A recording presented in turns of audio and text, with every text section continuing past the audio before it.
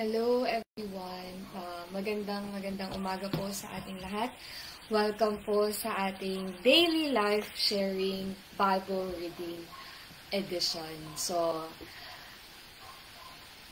ngayon po, ako po si Ria at kasama ko naman po ang aking nanay na si Sally Razo para magbahagi sa inyo ng salita ng Diyos. Pero bago po yan, tayo po ay manalangin. Hallelujah, hallelujah, Jesus, hallelujah. Lord, maraming salamat, Panginoon, sa umagang ito. Salamat, Lord, sa panibagong araw, panibagong mensahe, Panginoon, na aming matatanggap. Lord, maraming salamat, Panginoon, sa iyong salita na nagbabago, sa iyong salita na nagbibigay kalakasan, Panginoon.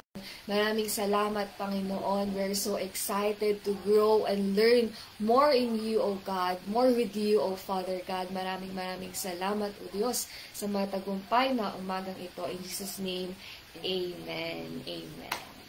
Kumusta ka, Ma? Bumati ka naman sa ating mga viewers. Pagpalang umaga po sa ating lahat. Ngayon po ay nag-open tayo ng New Year's na bagong oras ng ating pong daily life sharing. Yeah. So, pagpasensyahan niyo po kami, nag-start kami ng medyo konting late ng ilang minuto kasi nag-discover kami paano ba tayo sama-samang magulala live. And pasensya po sa technical difficulties. Good morning po kay Sister Weng Molera. Good morning. At good morning din po kay Tita Yolanda Higaw. Yan, sino pa ang good morning din po kay dito? Mami Shoni Atienza at kay Sister Imelda Ramos Villanueva Pastor. Good morning po. Sige, Ma, sino pa ang gusto mo ipagiging? Melda Filmo from Masbate City. Good morning po. Sister Flor Delisa. Good morning po. At si Sister Esmeralda Tamayo. Good morning po. Good morning, good morning. Sino pa nandito? Pwede nyo pong itag at tag yung mga friends ninyo, yung mga mommies natin na nagluluto or nagpe-prepare ng kanilang mga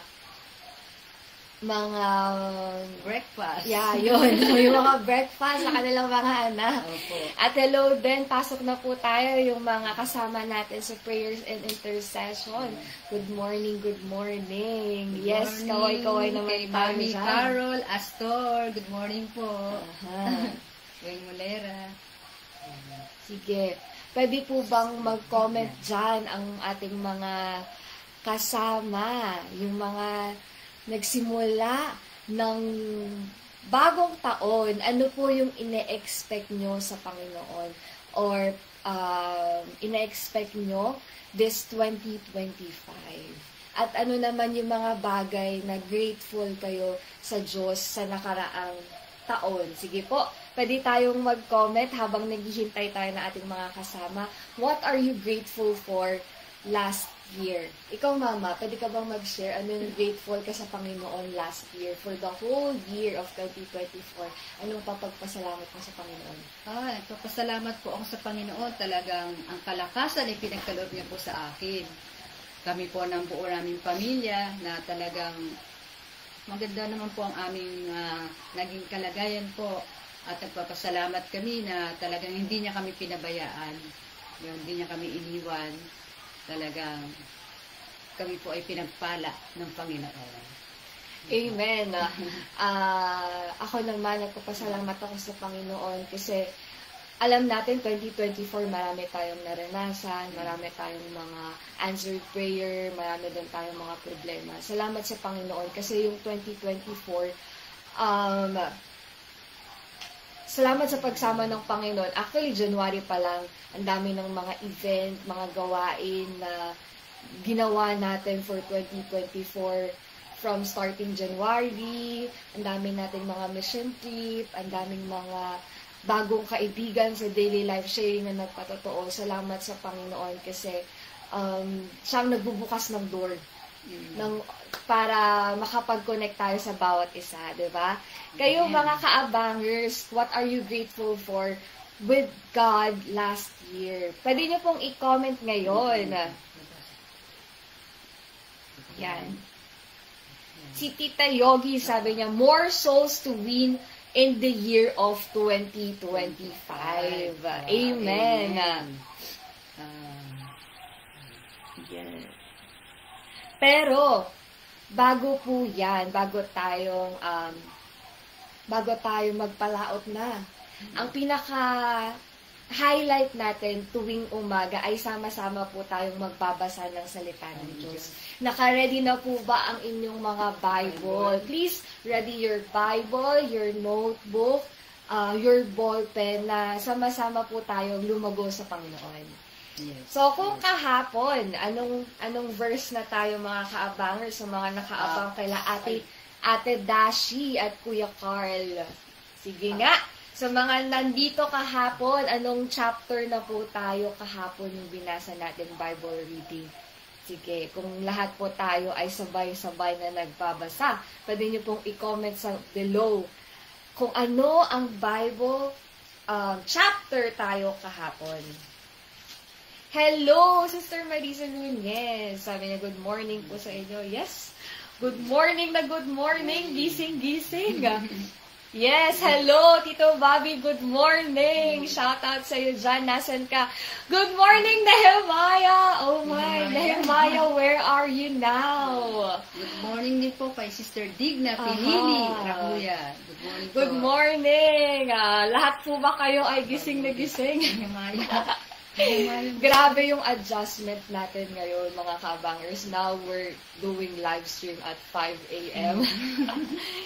Yun, ang dami na nagko-comment. Sabi nila, gawa 25 and 26. Sabi ni Nanay Shoni at ni Tita Yolanda Hiao at ni Sister Melda Villanueva. Tama po kayo, nagbasa tayo ng Acts 25 and 26. So, every day, we will read 2 chapters a day. So, kung nahihirapan kayong magbasa ng Bible o magkaroon ng, yung consistent na pagbabasa ng Bible, sama-sama tayong magbabasa. So, hindi na po kayo nag-iisang nagbabasa tuwing umaga, kundi kasama nyo kami sa daily live sharing. Buksan nyo lang po every 5 a.m. ang ating live stream.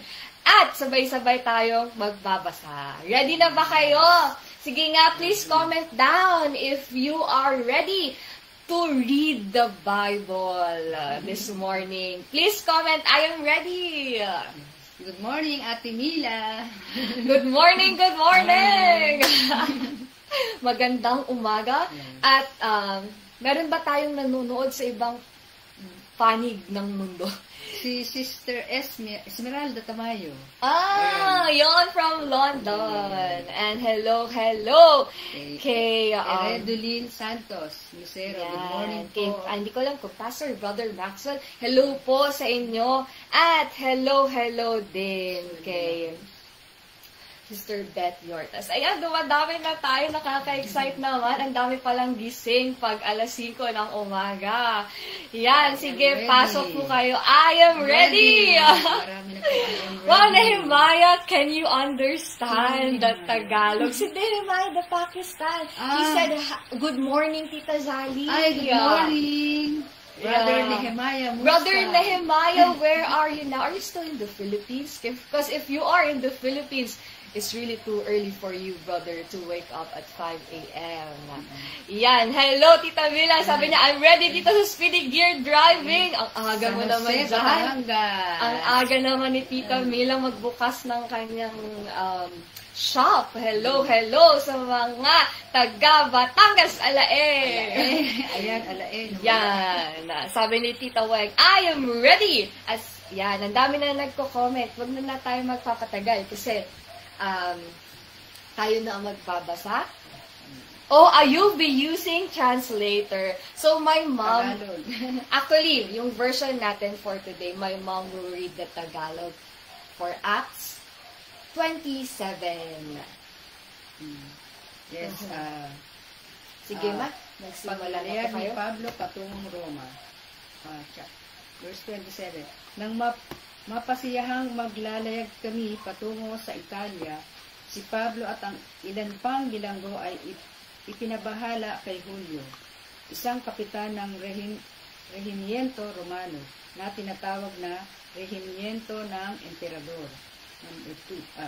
Verse 2. Sumakay kami sa isang barkong galing sa Adriamisio, Opo. patungo sa mga daungan ng Asya, at naglayag kami. Kasama namin si Aristarco, isang Macedoniang taga Thessalonica. Verse 3. Kinabukasan, dumaong kami sa Sidon. Si Julio'y nagmagandang loob kay Pablo, pinahintulutan siyang makadalaw sa kanyang mga kaibigan upang matulungan ng mga ito. Verse 4. Naglayag kami mula roon at dahil sa pasalungat ang hangin, kami nabaybay sa gawing silangan ng Chipre na kanlong sa hangin. Verse 5. Dumaan kami sa tapat ng Cilicia at Pamphylia at kami dumating sa Mira, isang lungsod ng Lycia.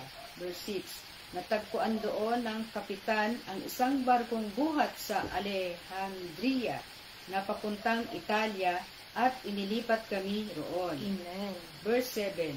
Mabagal ang aming paglalayag, tumagal ito ng maraming araw, at nahirapan kami bago nakarating sa tapat ng Sinido. Ginido. Buhat dito'y hindi kami makatuloy ng paglalakbay sa kalawakan, sapagkat pasalungat kami sa hangin. Kaya't binaybay namin ang silangan ng Creta na kubli sa hangin. Nagdaan kami sa may lungos ng Salmon at nagtiyagang na maybay sa tabi hanggang sa marating namin ang isang pook na tinatawag na Mabuting Daungan, malapit sa bayan ng Lasea. Verse 9, mahabang panahon na ang nakalipas at mapanganib ng maglayag, sapagkat nakaraan na ang araw ng pag-aayuno. Kaya't pinagpayuhan sila ni Pablo. Verse 10, mga Ginoo, wika niya, nakikita kong ang paglalayag na ito ay magbubunga ng malaking kapinsalaan sa kargamento at sa barko at nanganganib ang buhay natin.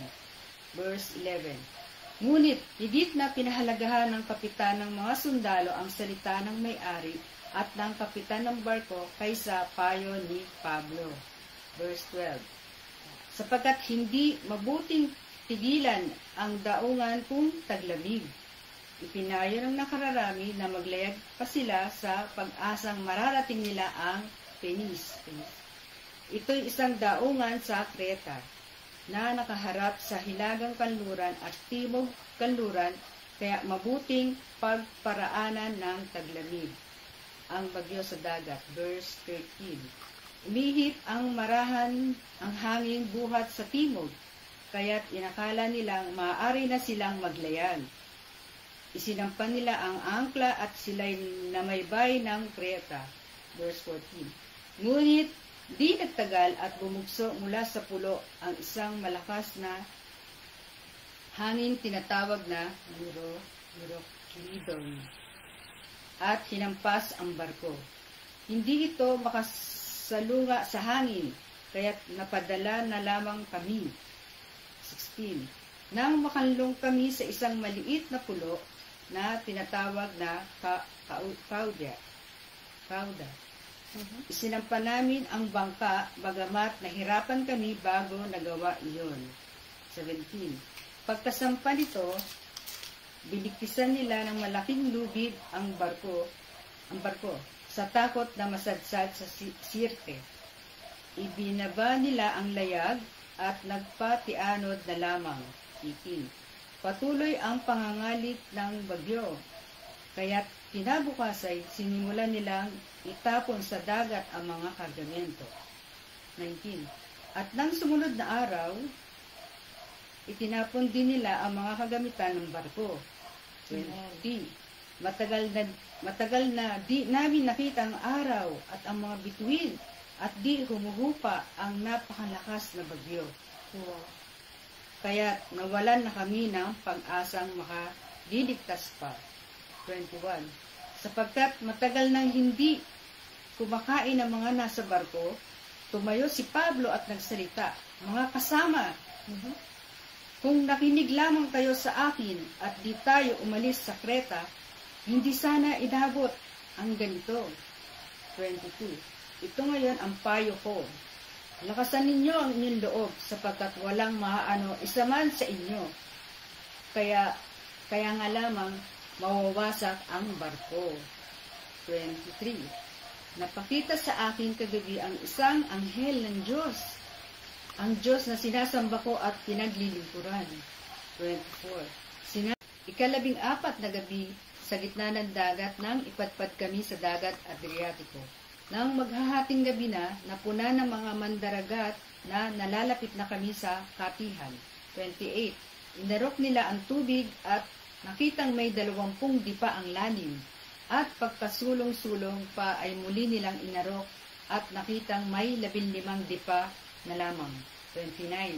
Sa takot na mabagok kami sa batuhan, inihulog nila ang 4 na angkla sa hulihan ng barko at ipinanalangin mag-umaganas sana. 30. Tinangka ng mga mandaragat na tumakas mula sa barko, kaya't ibinaba nila sa tubig ang bangka, at kunway maghuhulog ng angkla sa unahan. 31. Ngunit sinabi ni Pablo sa kapitan at sa mga sundalo, "Kapag hindi nanatili sa barko ang mga taong ito, hindi kayo makaliligtas." 32. Kaya't nilagot ng mga kawal ang lubid ng bangka at hinayaan itong mahulog. 33. Nang magbubukang liwayway na, silang lahat ay hinimok ni Pablo na kumain. Ikalabing-4 na araw na ngayong di kayo kumakain ng anuman at balisang naghihintay. 34. Kaya't kumain na kayo. Kailangan ninyo ito upang kayo'y makaligtas, hindi maaano ang sino man sa inyo. 35. At pagkasabi nito, dumampot siya ng tinapay at sa harapan ng lahat ay nagpasalamat sa Diyos. Pinira-piraso ang tinapay at kumain. 36. Lumakas ang loob ng lahat at sila'y kumain din. 37. Kami ay 276 na lahat. 38. Nang mabusog sila, itinapon nila sa dagat ang trigo upang gumaan ang barko. 39. Nang mag-umaga na, may natanaw silang lupain, ngunit hindi nila makilala kung anong lugar iyon. Napansin nila ang isang look na may dalampasigan at binalak nilang isadsad doon ang barko kung maaari. 40. Kaya't nilagot nila ang tali ng mga angkla na kanilang iniwanan sa dagat at kinalag din ang tali ng mga ugit. Itinaas nila ang layag sa unahan upang ang barko'y itaboy ng hangin patungong dalampasigan. 41. Ngunit nasadsad ito sa dakong mababaw.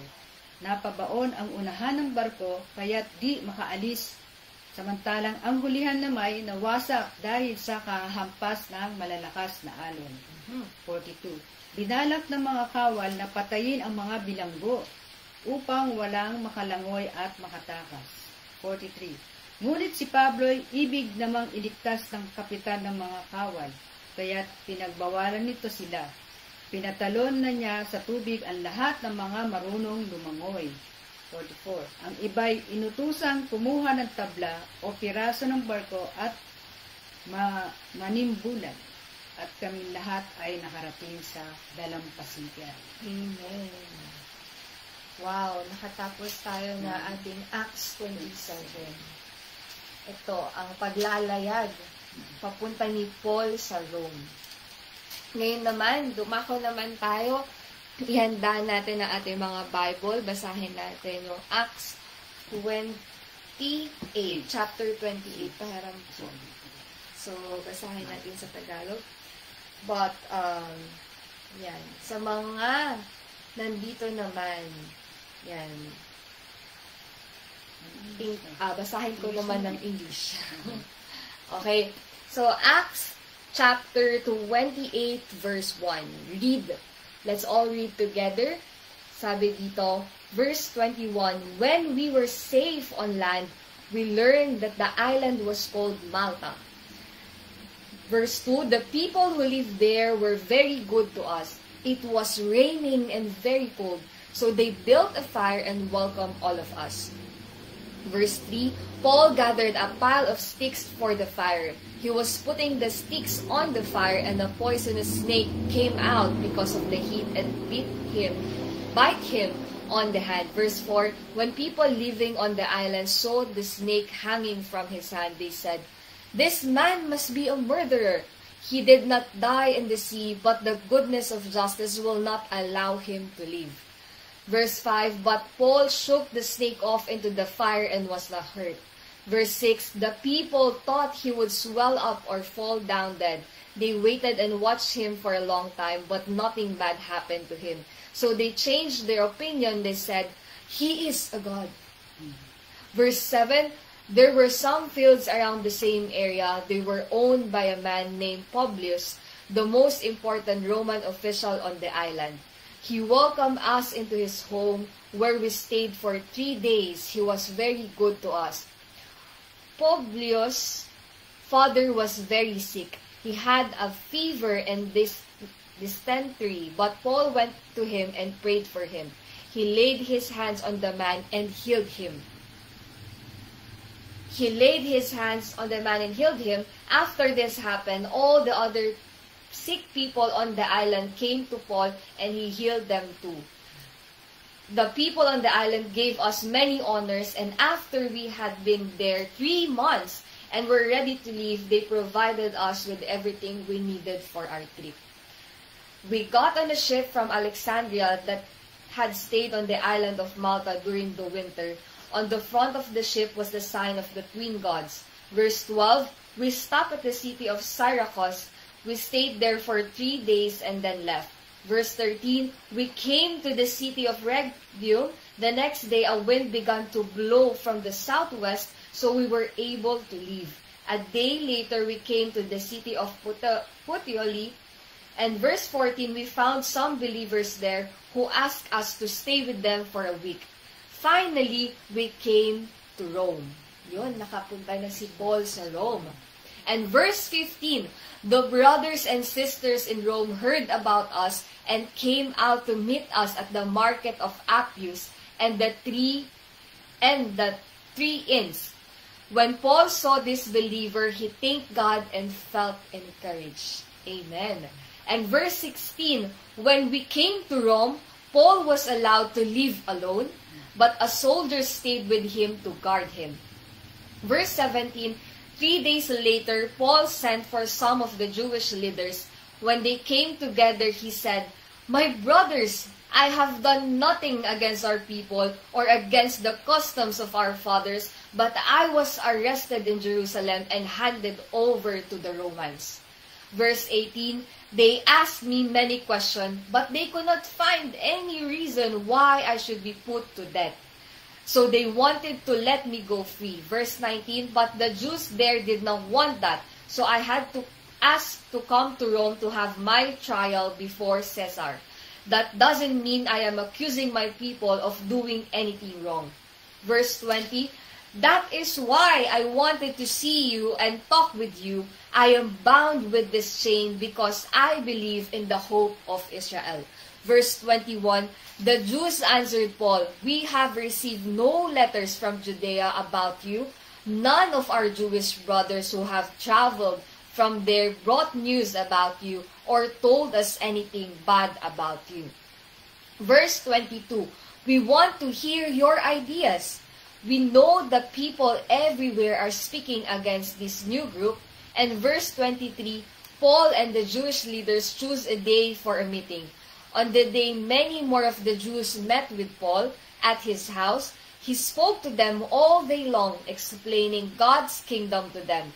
He used the law of Moses and the writings of the prophets to persuade them to believe in Jesus. And verse 24, it says here, some of them believed what he said, but others did not believe. Verse 25, so the meeting ended without everyone agreeing with each other. But before they left, Paul said one more thing to them. The Holy Spirit spoke the truth to your fathers through Isaiah the prophet. Verse 26, go to these people and tell them, you will listen and listen, but you will not understand. You will look and look, but you will not understand what you see. Verse 27, these people are not able to understand. Their ears are stopped up and their eyes are closed. Pwede pala yun. So they cannot see with their eyes or hears with their ears or understand with their minds. If they understood, they might turn to me and I would heal them. Verse 28, I want you to know that God has sent His salvation to the non-Jewish people. They will listen.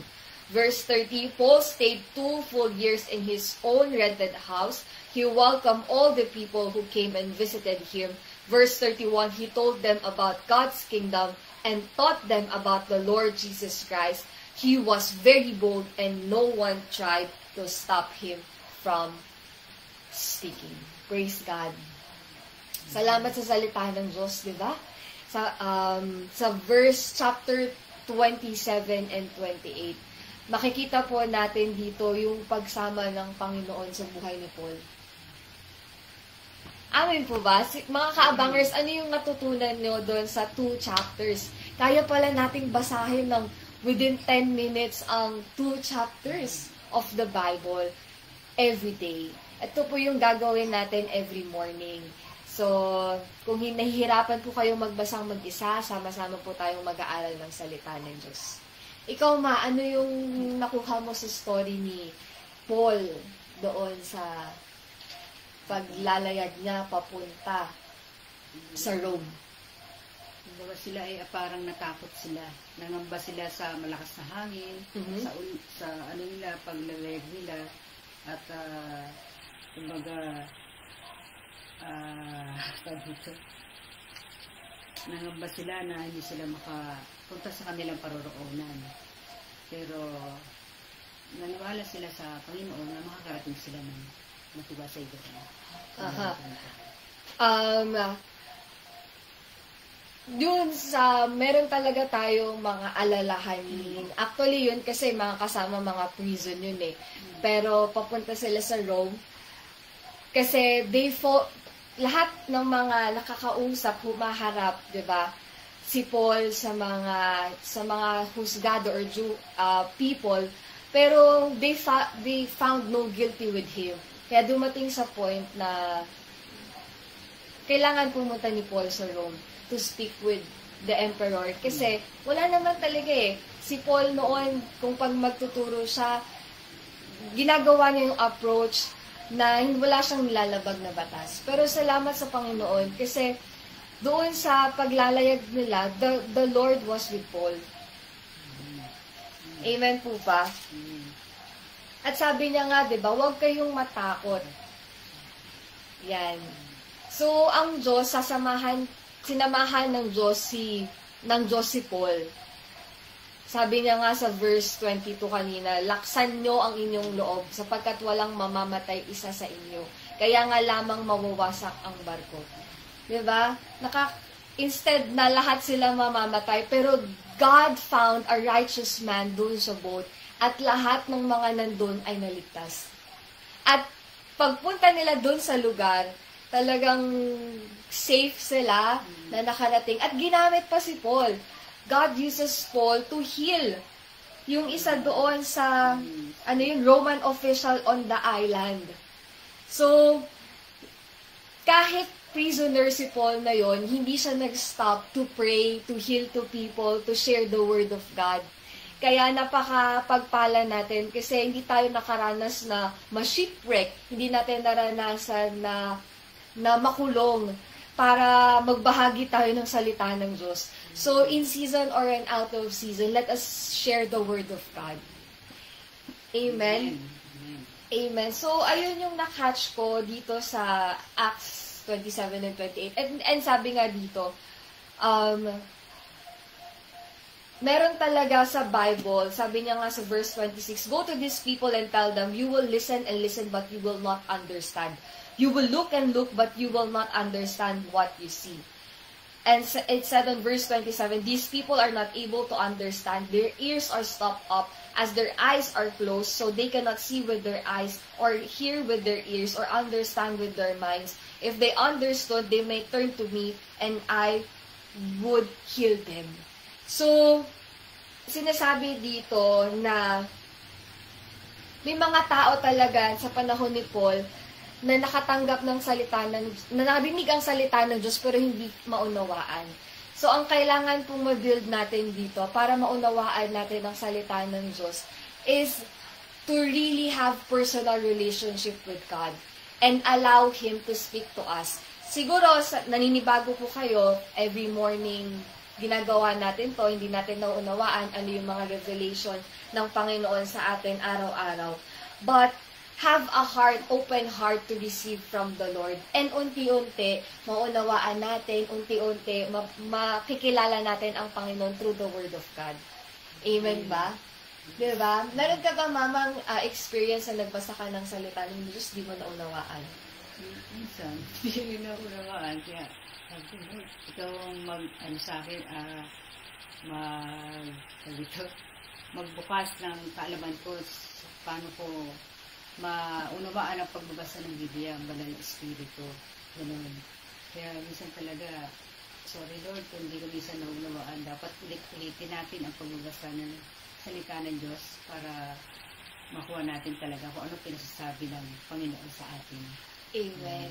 Parang kumbaga bata, yan kasi yan eh. So, sa umpisa, hindi naman agad-agad nauunawaan natin. Kailangan natin matuto, magbasa ng A, B, C, D, diba? So, sa pagbabasa din ng Bible, kailangan din natin magbasa unti-unti. 1 chapter a day, ngayon naman 2 chapters a day, and pray to God to ask wisdom and revelation from you. Unti-unti, mag-grow ka, matututo ka, magiging familiar tayo sa mga kwento ng Panginoon. Kasi, sabi nga dito, you will listen but you will not understand. So, dito kasi ang Diyos kumakausap sa atin, binubuksan niya ang ating mata ng pangunawa para maintindihan yan. Hanggang hindi natin hinihingi sa Panginoon na, Lord, buksan mo yung mata ng pangunawa ko, yung eyes ko na matutunan, yung senses ko in the Spirit to receive from you. Hindi talaga natin mauunawaan. Pero, when you ask to God, Lord, I want more of you. I want to understand of your word. Sabi nga, seek His word, seek God, ask God, and it will be given to you. God will reveal everything sa salita ng Diyos. Kaya, wag po nating baliwalain ang pagbabasa ng Panginoon. Sabi nga sa salita ng Diyos, diba, meditate the word of God day and night. So ngayon, nag-meditate tayo ngayong umaga. At mamayang gabi naman, have the personal devotion with God to seek Him. And, sabi nga, if you meditate the word of God, it will become profitable to you and you will found success and favor in the Lord. So, sa paggising pa lang natin ng umaga, open mo na yung daily life sharing. Kung hindi mo kayang magbasa inaantok ka, magbasa ng Bible, di sama-sama tayo magbasa ng Bible. Kasama mo kami. Ang salita ng Diyos, the Word of God is alive and active. So, ang salita ng Diyos ay buhay. Kahit nanonood ka dito, nagbabasa tayo ng salita ng Diyos, the Word of God is powerful. Yes, Lord. Amen. Kaya po, magalak tayo, sama-sama po tayo magbasa ng salita ng Diyos. Bukas muli, at sino po dito gustong may mga prayer requests bago tayo mag-end ng live? Let's all pray together, start our day with prayer and with the Word of God. Pwede nyo pong i-leave sa comment box yung prayer request nyo para sabay-sabay po tayong manalangin. Yan, sabi ni Tita Yogi, Amen. Meditate the Word of God day and night to know His Word. Amen. Amen. So that is our Bible reading for today. And let us all pray together. Sige po. Ayan, nagsisend na ng prayer request ang ating mga kaibigan. Sige. Let us be mode in prayer. Panalangin natin ang araw na ito. Sige, hallelujah. Lord, maraming salamat, Panginoon, sa umagang ito. Salamat, Lord, sa aming devotion for this morning of how you are faithful, protected Paul against the storm, against Panginoon, Lord, sa mga nararanasan niya. Salamat, Panginoon, na kahit ang bagyo, Panginoon, mararanasan namin, pero hindi kami masusway, O God. Bagkus, Panginoon, salamat, Panginoon, sa protection mo sa aming mga buhay. Maraming salamat, Panginoon, sa aming mga kapatid na nanonood ngayon. Salamat, Lord, sa mga viewers, O God, na kasama namin today. Salamat, Panginoon, sa buhay ni Sister Imelda. Salamat sa buhay ni Sister Weng. Salamat sa buhay ni Brother Clefton, Panginoon. Lord, sa buhay ni Tita Yolanda Hiao, ni Sister Flor de Liza Raquel, Panginoon, Sister Ursula Cruz, ni Sister Carol Astor, Kasing Valderrama, Panginoon, ni Kuya Jairus, Panginoon, Lord, kay Sister Redoline Lucero, Panginoon, Lord, sa lahat ng mga nanonood, ng viewers ng devotion today, Panginoon, panalangin namin, Panginoon, ang pagsama mo din sa buhay nila. Katulad ng pagsama mo, Panginoon, kay Paul, kung paano ka din, Lord, binuksan mo, Panginoon, ang mata ng pangunawa ni Paul to get to know you, to know your words, and to know the words, Panginoon, yung mga salita mo, Panginoon, na sa salita ng Diyos na naunawaan ni Paul, Panginoon, kung paano ka, Panginoon, kumikilos sa aming mga buhay. Salamat for the revelations to come. Lord, inaamin namin, Lord, we still in the process of learning, pero salamat, Panginoon, sa mata ng pangunawa, understanding heart, to receive more of your words day by day.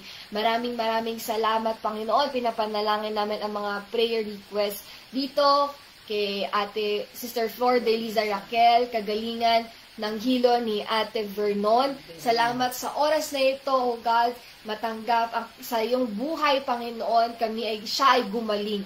Lord, we rebuke any sicknesses, O God, or hilo, anuman ang nararanasan ni Veron ngayon, Panginoon. And Lord, salamat sa kaarawan na asawa ni Sister Marisa Nunez. Salamat, Panginoon, sa isang panibagong taon na kasama kanya.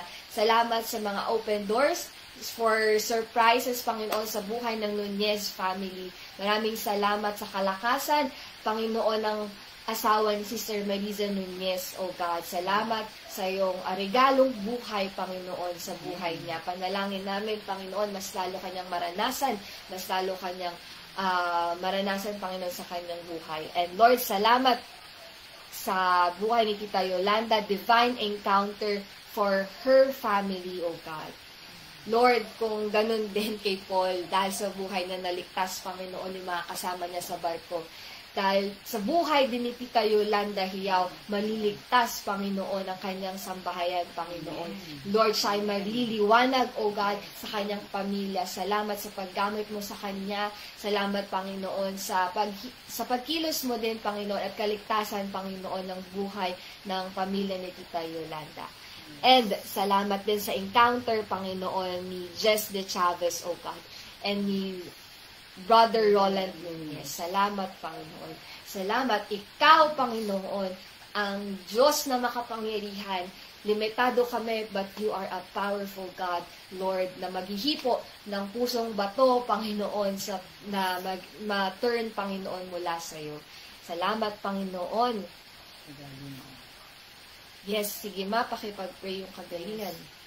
Pinag-pray din po namin ang kagalingan ni Tatay Cardin, O God. Salamat po sa buhay ni Tatay na talagang bigyan pa siya ng mahabang buhay, Panginoon, pag-iingat, Panginoon. Alam po namin na siya ay talagang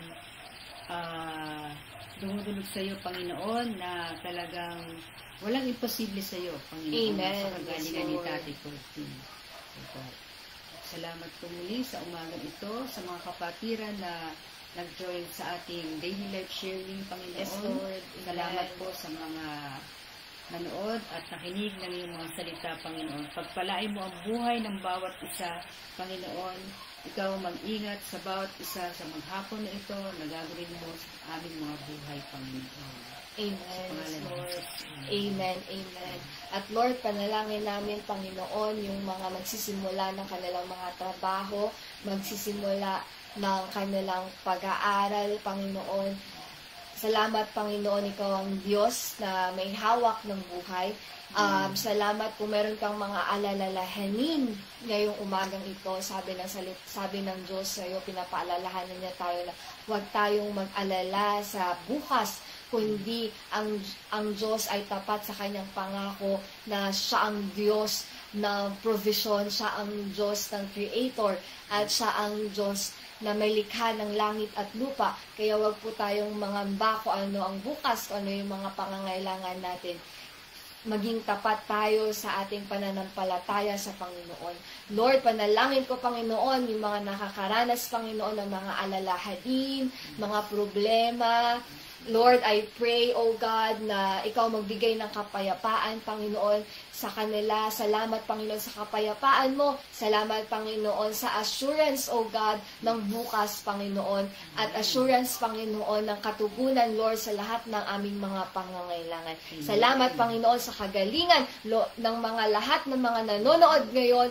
Tanggapin niyo ang kagalingan na nagmumula sa iyo. Declare that God is a great healer and God can do miracles into your life. Receive the healing of God today, and wala na ang kapangyarihan ng sakit sa oras na ito, bagkus ang kapangyarihan ng Diyos na gumagawa ng himala at kagalingan. Tanggapin mo ito sa oras na ito. Maraming salamat, Panginoon, sa lahat, Panginoon, ng mga nanonood. Panalangin din namin, Panginoon, ang aming bansang Pilipinas. Salamat, Lord.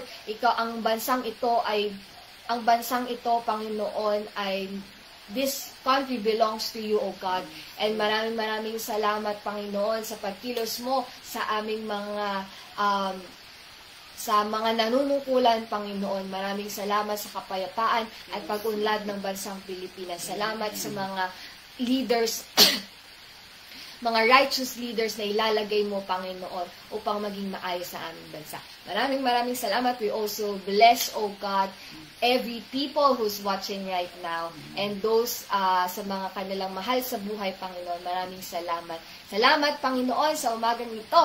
And salamat, Lord, sa anumang gagawin namin mamaya, ngayon, Panginoon. We bring back all the glory to you, O God. In Jesus' name we pray. Amen! Amen! Yan. Maraming salamat ang mga ka-abangers for staying with us. At huwag niyong kakalimutan, ang Bible devotion natin ay every 5 a.m. to 6 a.m. We will read 2 chapters a day. So, sama-sama tayo to have our Bible devotion, pray together in the Lord. And that's all for today. Yes. Diba? So, congrats! We finished the book of Acts. At bukas, magbabasa na tayo sa book of Romans. Yeah, Romans na tayo. So, ito na po yung last chapter for Acts. We finished Acts 28. Palakpakan natin ang batisa. Diba?